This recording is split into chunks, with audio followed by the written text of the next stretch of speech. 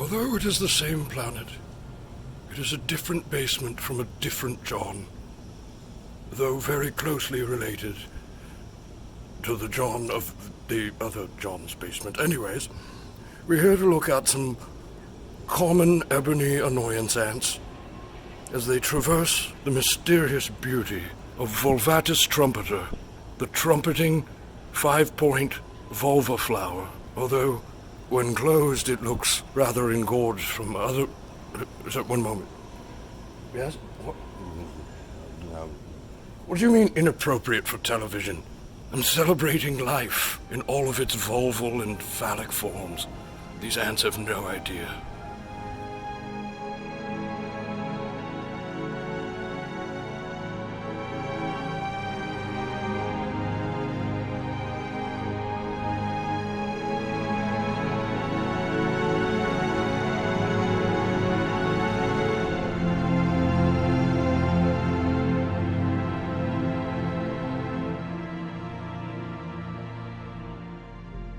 Among the bathroom floor minutiae of basement Earth, the fiery annoyance ant, clearly annoying to the Texas dingo mutt, has vocalized in the background.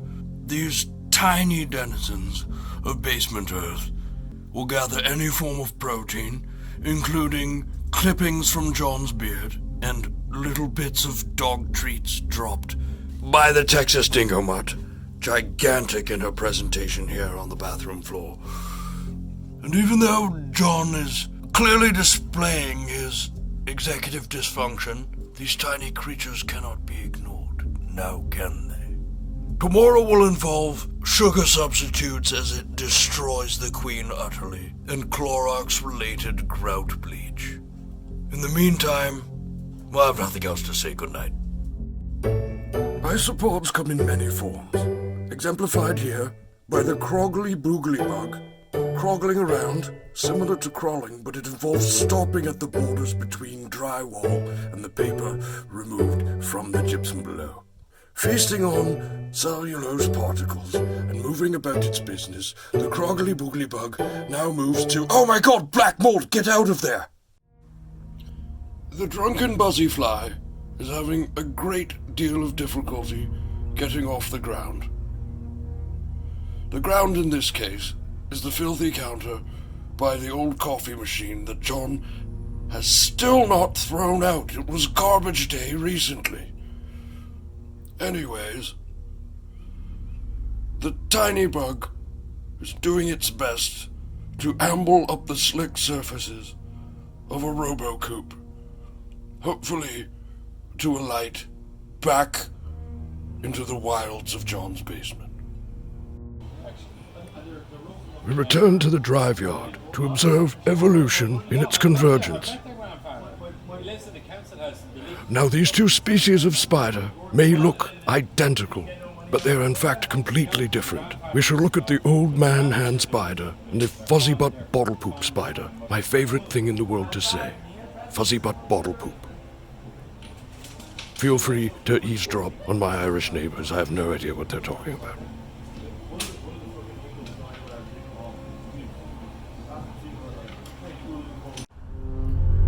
The fuzzy butt bottle poop spider is trying to hide as it is relatively camera shy. I have nothing to show you for scale, but her spinnerets on her fuzzy butt are making silken socks for export to Nicaragua, where they are favored for their strength and diversity of fashions. Just look at those eyes.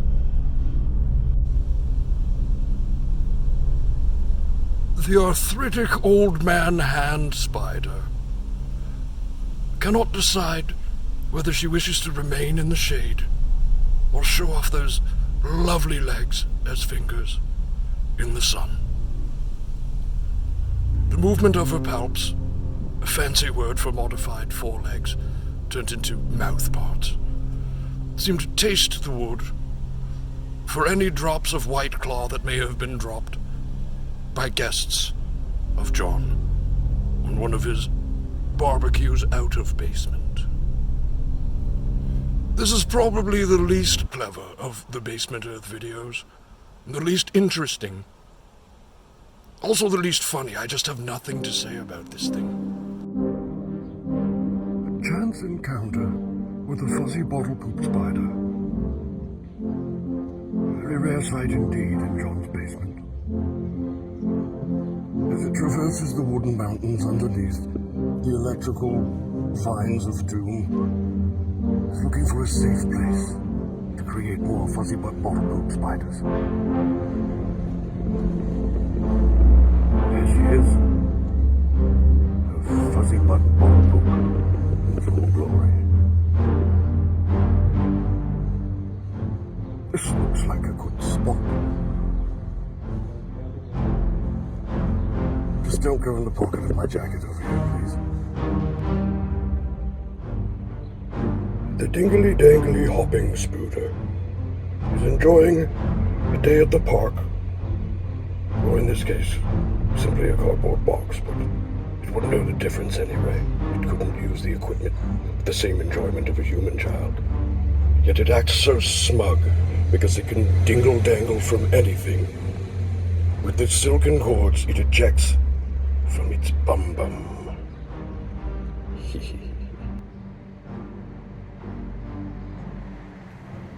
Ever and ever more diminutive. Spooters, especially these hopping spooters, cannot even tell the surface on which they are traversing. It is actually a giant hominid. In fact, the only thing she cares about is getting the hell away from this stupid impression.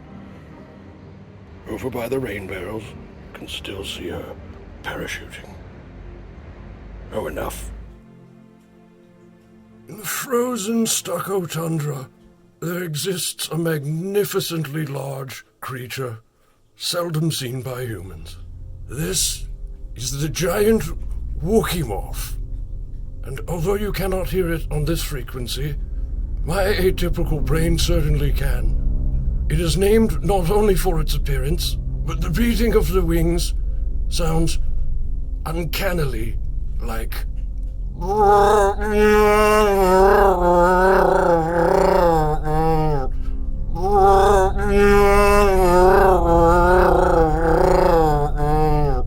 Perhaps it is just a voice in my head, but alas, the wings, they make such a sound.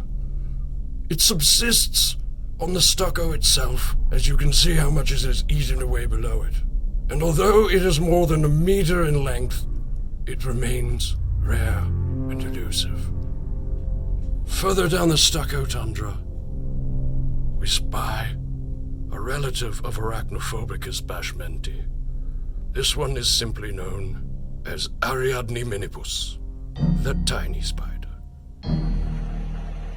The cinematography team here at Basement Earth is having an incredibly hard time stabilizing the camera because this as yet unidentified species, no doubt related to Arachnophobicus bashmenti, our favorite around here. But, well, getting a little more stable now, yes. Well, you know, if the cameraman hadn't had so much to drink last night, perhaps he'd have steadier hands. I guess this isn't that informative a video, but this spider is just incredibly small. A rare moment of beauty in the savage world we live in. Mariposa spectaculus flits about as I try desperately to film it and remain unsuccessful for the moment. I would like to see the butterfly.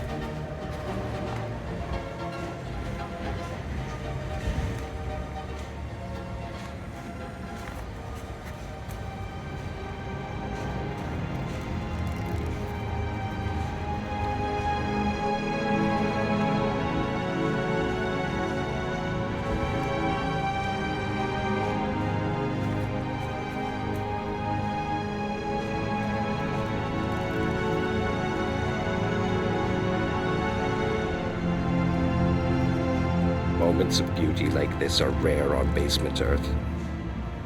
They are just as difficult to behold, with or without a camera and modern technology. The very thing that has helped us appreciate, and the very thing that helps us depreciate from ourselves. But Mariposa Spectaculus remains beautiful, even if her ADHD is more powerful than mine.